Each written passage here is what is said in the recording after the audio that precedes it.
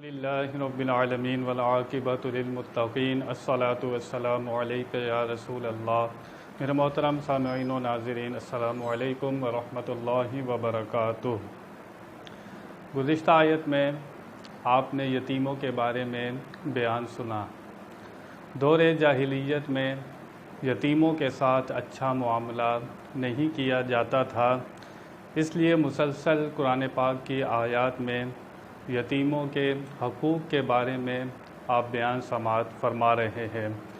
गुज़िश्ता आयत में बताया गया कि जब तक यतीम समझदार ना हो जाएं, उनका माल उनको नहीं देना, क्योंकि अगर माल ज़ाया हो जाए तो उनके लिए ज़िंदगी की बसर गुज़र करना आसान नहीं होगा। अल्लाह ताला ने माल की अहमियत को भी वाज़े फरमाया कि माल ऐसी चीज़ नहीं है कि जिसकी कदर ना की जाए और उसे फ़ुज़ूल ख़र्ची में उड़ा दिया जाए। ऐसा नहीं है, इसको कमाना भी इबादत है और अच्छी जगह खर्च करना भी नेकी है। आज जो आया मुबारक है उसमें यतीमों के बारे में ही बयान यहाँ पर अल्लाह ताला इरशाद फरमा रहा है, वब्तलुल यतामा हत्ता इज़ा बलगुन निकाह। अल्लाह फरमाता है आजमाइश जांच पड़ताल करते रहो यहाँ तक कि वो पहुँच जाएं बलूगत की उम्र को या निकाह की उम्र को।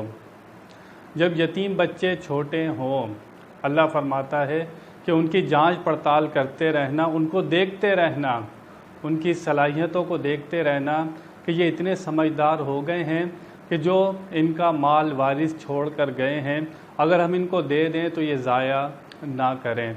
इसलिए इन पर नज़र रखना, इनकी तरबियत करते रहना, इनको कारोबार सिखाना, इनको हुनर सिखाना।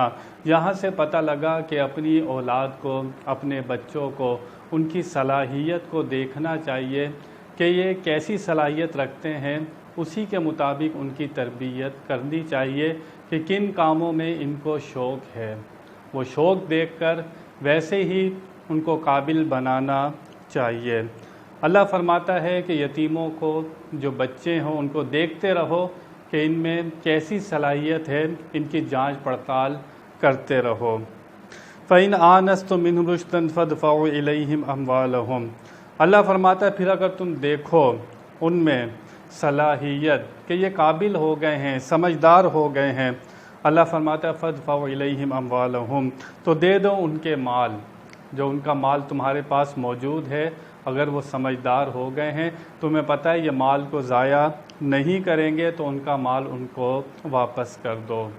आगे अल्लाह ताला इरशाद फरमाता है, वला ताकुलूहा इसराफ़न व बिदारन अन यकबरू। और यतीमों के माल को ना खाओ, उनके माल में फ़ज़ूल ख़र्ची ना करो, और जल्दी ना करो कि तुम्हें डर हो कि ये यतीम बच्चा बड़ा हो जाएगा, बालिग हो जाएगा, तो हमें इसको पैसे लौटाने होंगे। उसके बालिग होने से पहले तुम ऐसा ना करना कि उसका सारा माल खा जाओ, जल्दी जल्दी तुम सारा माल उसका खा जाओ, ऐसा नहीं करना।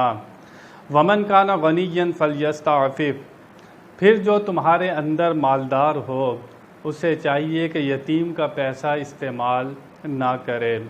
जो यतीम के खाने पीने पर, उसकी किफ़ालत पर, उसके पहनने ओढ़ने पर जो पैसा खर्च होता है, जो यतीम का माल है, उस माल से खर्च नहीं करना चाहिए कि अगर तुम मालदार हो तो फिर यतीम का पैसा इस्तेमाल नहीं करना। वमन काना फ़कीरन फ़लयाकुल बिलमारूफ़। लेकिन जो हो तुम में फ़कीर, यानी कि जो मालदार ना हो, वो यतीम का पैसा इस्तेमाल कर सकता है, लेकिन उतना ही जितनी ज़रूरत है। कि अगर वो ख़ुद गरीब है, यतीम की किफ़ालत नहीं कर सकता, तो यतीम के खाने पीने का, ओढ़ने बिछोने का जो ख़र्चा है वो यतीम के माल से कर सकता है, लेकिन मुनासिब मिक़दार में, जहाँ तक हो उसका पैसा बचा कर रखना है।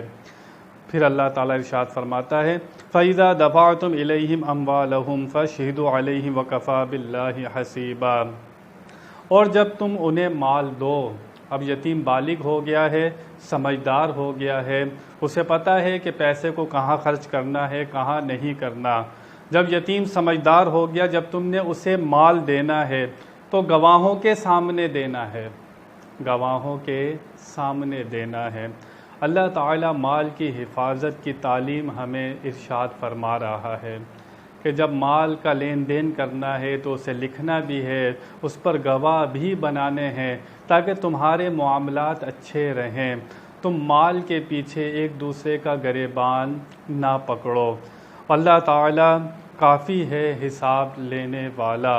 जो कुछ तुम कर रहे हो, अगर तुम यतीमों का हक मारोगे तो अपने लिए जहन्नम की आग अपने पेट में जमा करोगे।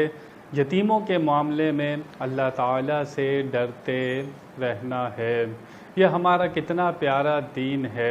एक चोटी के साथ क्या सलूक करना है ये दीन हमें बताता है।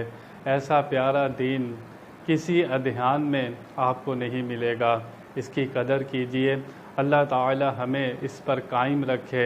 व आखिरु दावाना अनिल हम्दुलिल्लाहि रब्बिल आलमीन।